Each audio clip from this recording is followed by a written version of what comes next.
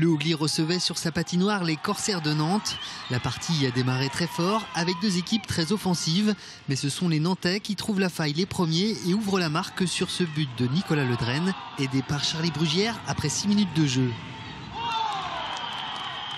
Piqué au vif, il ne faudra que 2 petites minutes aux Aigles vendéens pour redresser la barre et égaliser avec ce but de Magnus Lindgren.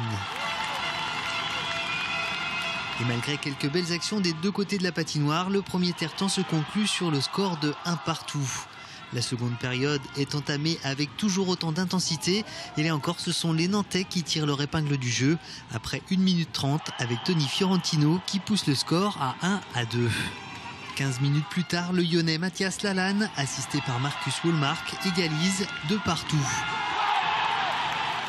Une euphorie de courte durée car les Corsaires reprennent une nouvelle fois le large en inscrivant un troisième but, 2-3. Le deuxième tiers-temps se termine ainsi sur ce but et sur la sortie de Camille Rajnoa pour coup porté à la tête, ce qui lui vaudra une sortie définitive du terrain. Souvent en nombre inférieur sur la glace, les Lyonnais ont eu du mal à se créer des occasions pendant cette troisième et dernière période de jeu. Les Corsaires maintiennent la pression et finissent par l'emporter 2-3. Oui, je suis déçu des résultats, mais je ne suis pas déçu des joueurs dans le vestiaire qui ont joué ce match avec le cœur, ils ont donné tout. Voilà. Malgré la défaite, voilà, c'est encore des points perdus, mais franchement, je suis fier des joueurs. Après, on ne peut pas lutter contre tout.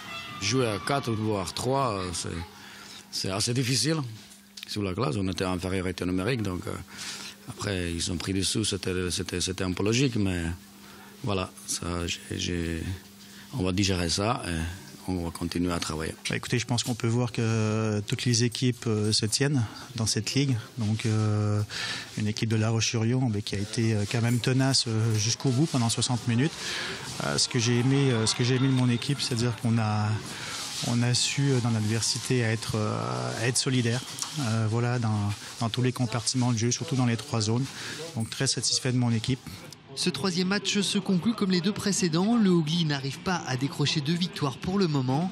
Il faut dire que les Nantais ont su profiter de leurs 2 années d'expérience passées en D1.